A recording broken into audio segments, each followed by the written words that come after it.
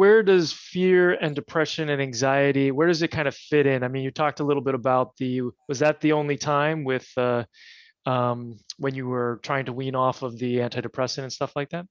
The truth is, it's something that comes up. You know, it's still there in a weird way, right? So I'm very fulfilled. I have an amazing wife, two two great kids, and there's that subtle morning, like, do I feel like doing this today? But Mhm. then I sort of recognize that there are some other triggers, and that those thoughts aren't me. And I think that's probably one of the things I'd love for people to take away from this, is that when they have these thoughts, that's not them, right? Some those thoughts were embedded into their brain from probably a well-meaning parent or a teacher, or it could have been a very real situation or trauma. Um, so I think for me, just being able to bring awareness to that and separate from it and say, okay, that's not true. Let's get up and Mhm. do something good today.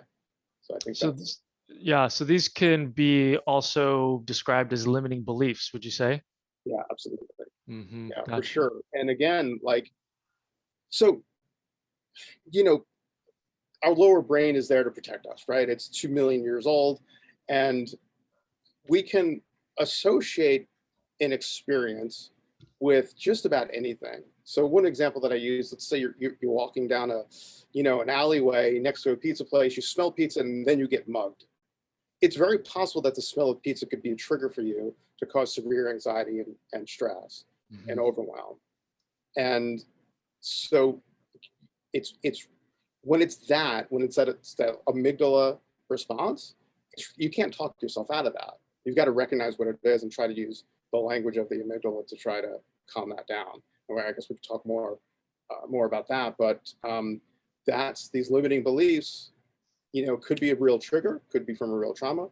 A lot of times, it's a story that we've been told that we may Mhm. not amount to anything, or we're not good enough, or we're not worthy, I don't deserve it. Like these stories that we tell ourselves, that's not your voice.